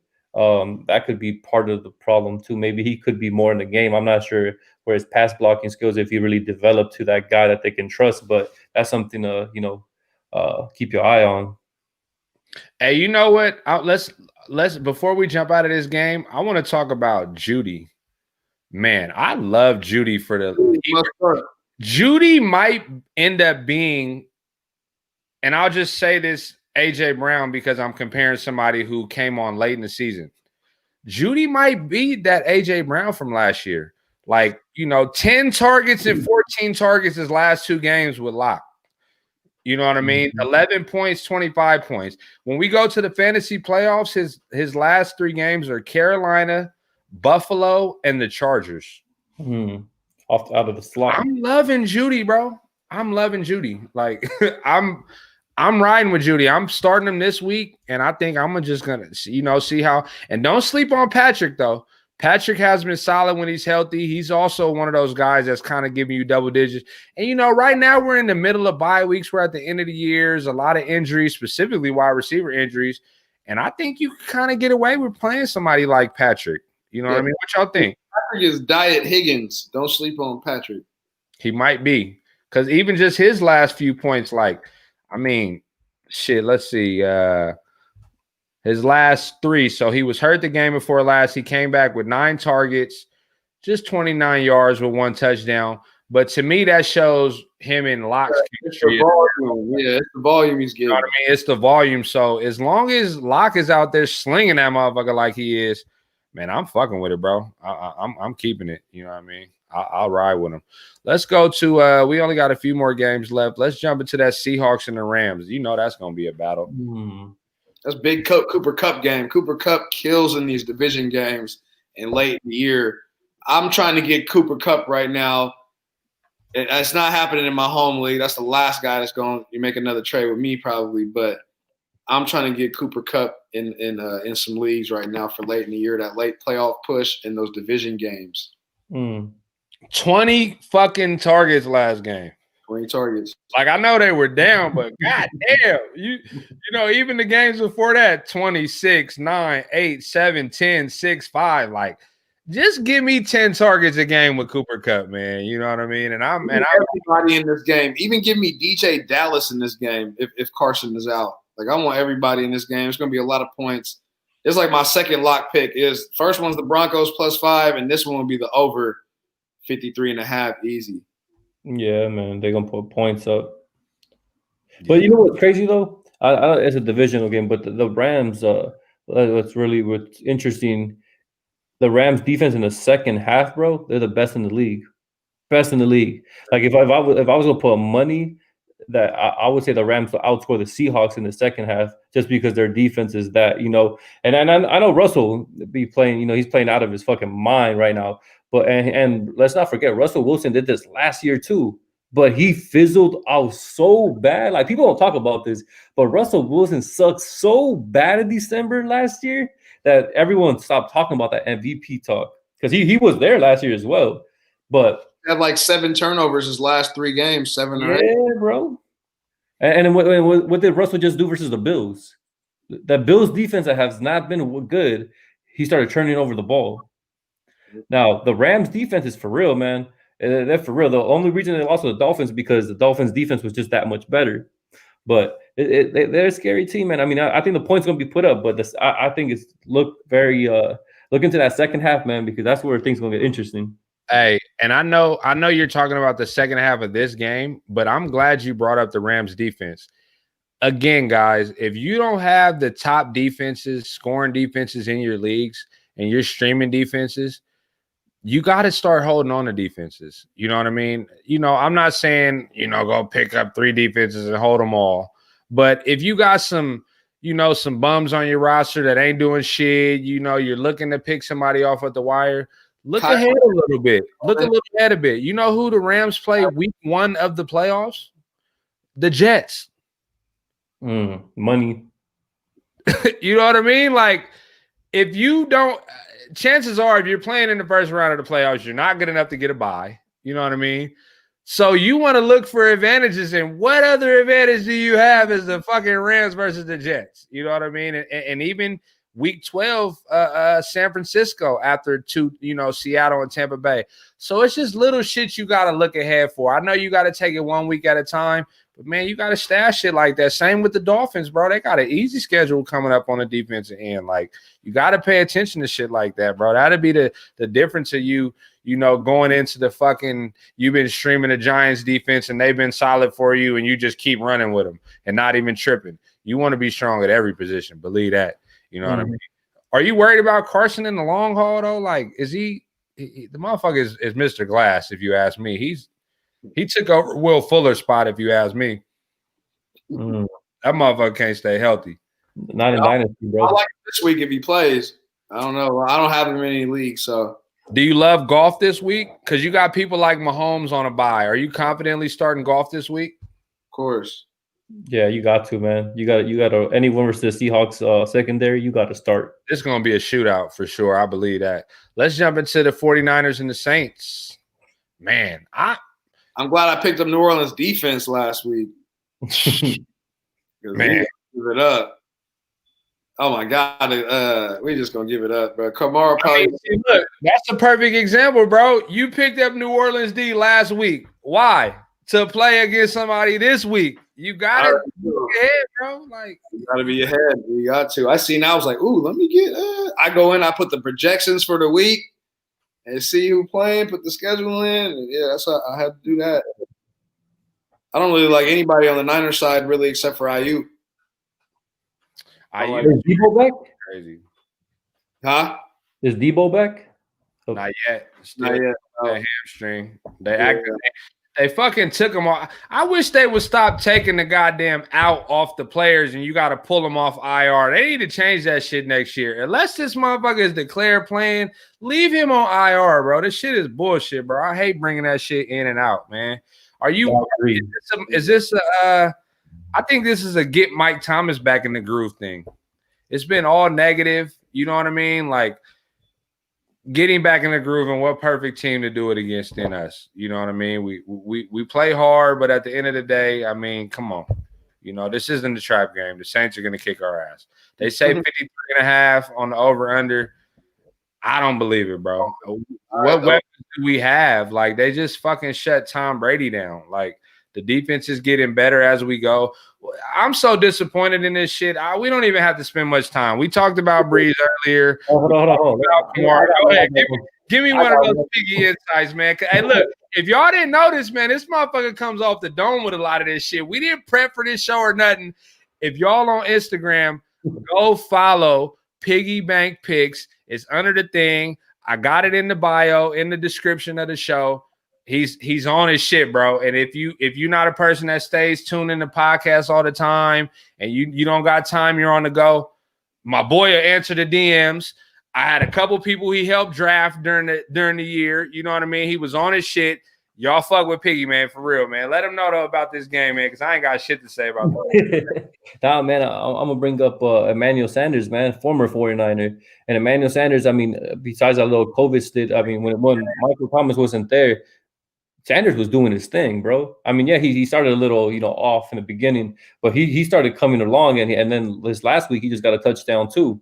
So I think Emmanuel Sanders, man, has a trust of Drew Brees, and Drew Brees got that little noodle arm syndrome, but he's still getting touchdowns. He's still the touchdown king until Tom Brady, surpasses him again.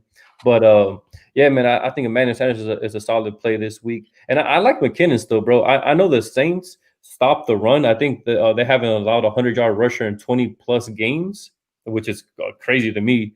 But I think McKinnon's going to catch the ball a lot. And the 49ers running backs are good for it. And McKinnon is that dude. So I think he's going to catch the ball. And he's going to get a couple rushes. He ain't going to get over 100. But I think he'll get a touchdown or two. And Mullins is nice, man. Mullins could definitely – I'm a big fan of Mullins. I think he's one of the best backup quarterbacks in the league. I think he's going to show a little something. I think the Saints ultimately win. But I think Mullins is going to, thumb off the ball. Yeah, Ayuk is another good one. And McKinnon's going to get the ball here and there too. So I like McKinnon and I like Sanders. Hey, shout out to Jimbo. This motherfucker was in the league earlier. We in a 2-quarterback league. He trying to trade somebody. They need a quarterback. He said, I got BDM. They said, who's BDM? He said, Big Dick Nick Bullins. I'm like, man, Nick Bullins be firing that motherfucker off. He played with like he got a chip. He got that calm, like, little face, like he light-skinned. His eyes be winking. He got the light-skinned face on accident. But that motherfucker be firing that ball, though, bro. I like Bullins, though, a little squinty motherfucker. You know what I mean?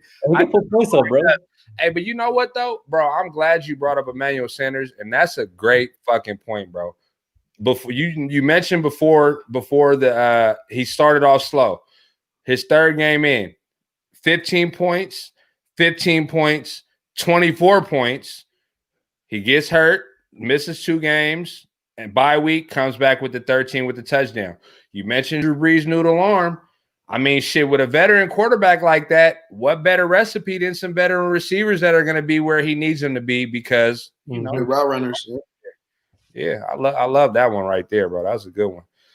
Ravens at Patriots. I got the Ravens defense this week, and I'm going against the Colts D, so I'm hoping they can match that 16, 17 points. Better, because I ain't fucking with him. I call him Scam Newton, man. He's scamming you. You think you playing Cam about to get some production. You just got scammed, man, for real. EDD style. What y'all think about the Ravens and the Patriots, man? The Ravens gonna kill the Patriots, bro. Yeah. Cam is not that dude, bro. I mean, I was a big Cam fan. His rookie season, I think he had like 35 total touchdowns. I mean, Cam MVP in 2015. But since that time that he started crying in that podium, and he couldn't take that loss like a man, bro. That man has not. He's so inaccurate.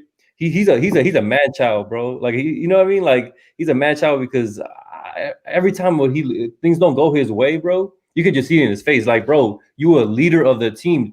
You can't show your emotion all the time, and every time it doesn't go your way.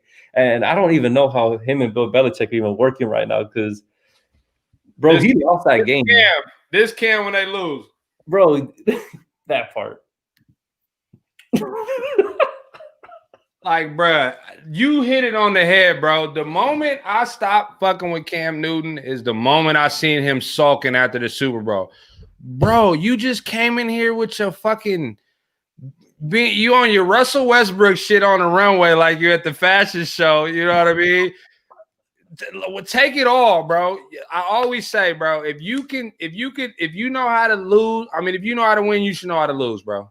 And that's just how it goes. You know what I mean? Like, that's sports. That's competitive. You can't win everything. You know what I mean? Nobody's winning everything. Nobody is fucking Wilt Chamberlain playing against 5'11" white dudes. You know what I mean? You're not winning everything, bro. It's not happening. You know what I mean? Like, buck up, Bart. That's what I say to Cam, motherfucking ass.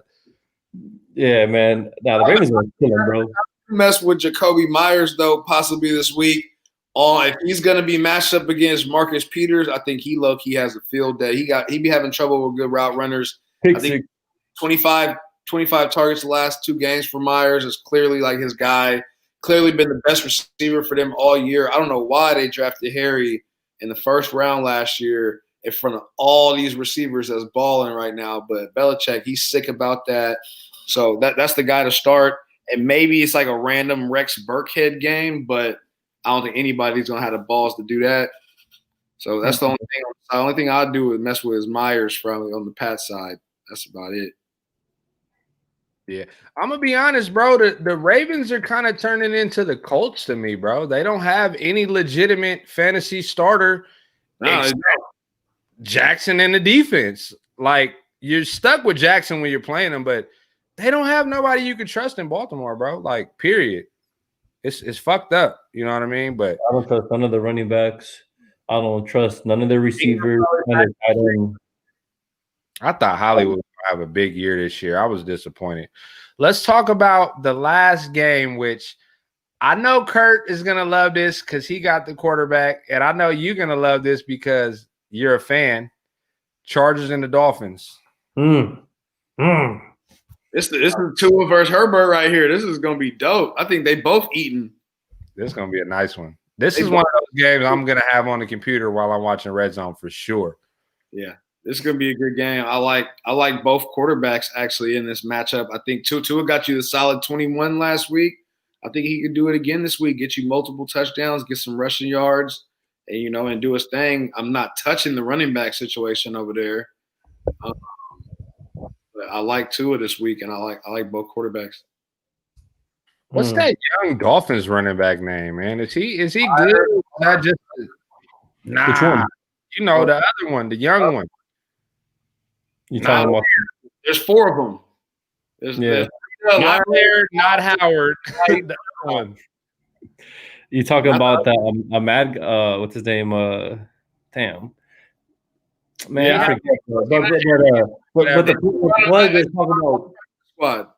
I ain't fucking with him. Is my point. You know what I mean? I Ahmad. miss. There you go. His name is Ahmad. Yeah, I miss Myles Gaskin, bro. Is there more time that you appreciate Myles Gaskin than when he was gone? Like, I was just beginning to appreciate his solid contribution at the running back spot. Who would have thought we'd have been like, damn, I miss Gaskin. I miss Gaskin. Who would have thought we'd have been starting all these Dolphins? Right? Bro, look, Kev, you tell me. I got in 2 leagues. I'm running with Miami's defense for a while, bro. How you feel about that, bro? Them motherfuckers playing hard, dog. Man, bro.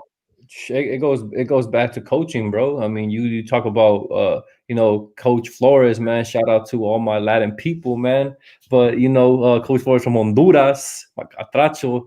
I mean, that dude, bro. He's a defensive mind, bro.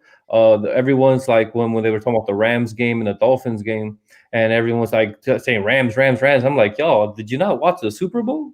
Did you guys remember that Super Bowl with the Patriots? That Flores was calling them plays.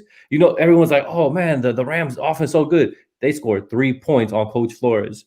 He knows that Jared Goff is a whack-ass quarterback in the pocket. He has to roll out. When he rolls out, Jared Goff's the dude. But when you get him, when you bring pressure in that A-gap, bro, he's just gonna fucking fold.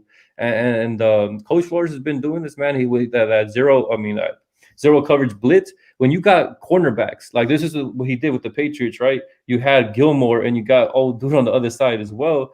Now you got fucking the X factor. Xavier Howard showing you people. I mean, he's been a baller, but now he's getting some spotlight because the defense is doing so well. They got Byron Jones, which was pretty straight for the Cowboys. They miss him dearly, and now you could, and we have some pretty solid safety, so we could bring the house. Like, all right, 1-on-1, and you seen it last week. D Hop, man, D Hop had 30 yards. 30 yards.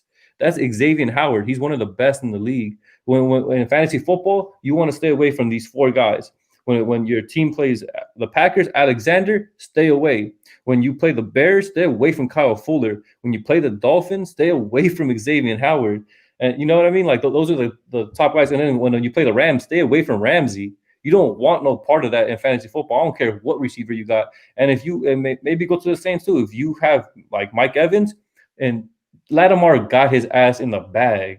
Like there's some players that just don't play well versus these top cornerbacks. So back to the Dolphins, like I think, bro, they're gonna eat this month. This month that they play these teams, the Broncos, the Chargers, the Jets, and the Bengals, they're gonna eat, bro. They're gonna get confused to these rookie quarterbacks.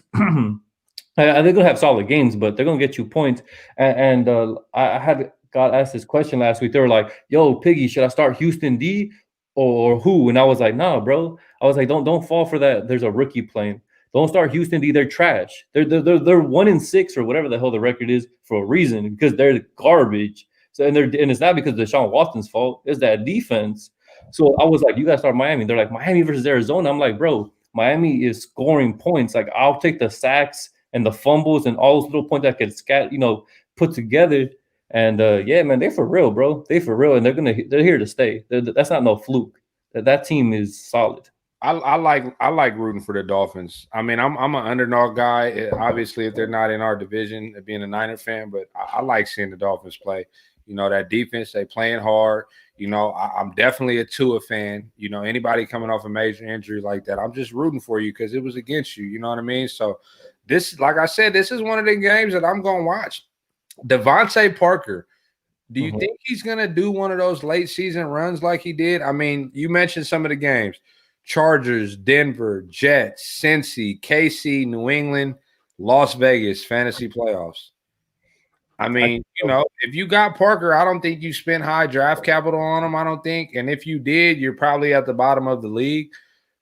I think I like Tua and Parker for the rest of the way, bro. I do. Like, I like where Miami is headed, and I love that they made that quarterback change and had the guts to do it for sure.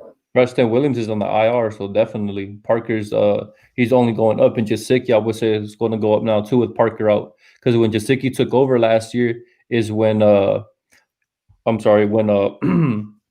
Preston Williams went out. Yeah. That's when Jasicki started killing. I mean, he's definitely been a disappointment. You know what I mean? 6, 27, 8, 2, 14, 0, 1, 7. And that just goes with, you know, looking at targets or looking at how many routes they're running. Like, I would love to see Jasicki, you know, athletically, he's good. Like, he fits everything. If you say the eye test, but you still have to look at how are teams using them. You know what I mean? And he's not a blocker. He can't block for shit. Yeah. He's just a guy that in Chan Gailey's offense, he goes through the slot. But the thing is that you got to do the proper reads. And one thing that people don't like when you break down film about how Tua plays versus Fitzpatrick. Yeah, Fitzpatrick guns the ball out and all that, and he's fun to watch. But one thing about Tua, and he showed you last week, he knows how to read, man, and he could throw a tight fucking ball, and I'm talking about pinpointed. So I think you're going to see some really good games from Tua coming up really soon because he's just getting his feet wet, man. This is that offense, and the thing is that he's doing this with no running game. All right, he has no running back. Yeah, I don't care who the Dolphins are throwing out there. They're garbage. They're not good. People are asking me in fantasy, who you like, Howard or Breida? I was like, none. I never liked any of them. I was like, those dudes are trash. And I mean, I'm not going to tell you that I knew Myles Gaskin was going to come out of nowhere, a 6th-round pick. But yeah, I think, man, you're going to see some nice things from Tua, Parker real soon. Yeah, I definitely can't wait to see what they got to go. Well, look, man, we back with y'all, man. We gave y'all a good I think that was a good episode, man. Very informative. We got my boy Kev Banks in here from Piggy Bank Picks. You know, like I said, y'all, if you fuck with us, fuck with anybody we have on the show. Anybody you see us tagging, like everybody. Tap in with them. Tap in with them. Tell them where they can find you, bro. Yes, sir, man. Instagram is the hub. Piggy Bank Picks with a Z. Yep, that's it. That's it. Hey, short and sweet, man. For real. Like I said, content, fire all week, every week. We definitely appreciate having you on. You know this ain't gonna be the last. Hard to Start community. Wish y'all luck this week, man. It's the crunch time. Tap in with us. We'll try to throw another, question to answer maybe up this Saturday. I'm going out of town, and hopefully, the fellas, we might be able to hook some up. But if we don't, you know where to find us. Hard to Start Fantasy Football podcast page. And we out. Here go the outro, man. Saying no. Niggas don't humble. Nigga. Yeah. Fuck what a nigga say, I feel like Dre. Man, the game is thick. Suckers wanna play and load my K until that bitch click. Big stick, hanging out the bottom of my 4-5. No lie, if I whip it out, somebody gon' die. Only time you hard is on the gram when you go live. Flexing with a tube but never blam, I'ma blow mine. Won't show mine until it's go time. Nah, you can't hold mine. Yeah, I got the whole mine, I'm on the goal line. And I'm going for 6, watch me up the scope. Caught him at the stove, he was with his hoe. Had to let him know, that's your ass, you don't get it past. You reap what you sow. Why you speaking low? Speak up, boy, you been a hoe. Boy, you been a bitch, get off dick, tryna steal my drip. Look up in the air, you see me, I'm fly as bird shit. Never on no nerd shit, why you on that lame shit? You don't want no smoke, you get smoke with who you hang with. You know what I'm saying? Lame ass niggas talking about they on some gang shit. Nigga, you's a bitch, nigga. Matter of fact, nigga, you's a hoe. Nah, you ain't no hoe, cause hoes get dope. Man, that pussy ass a cat. Fucking lie.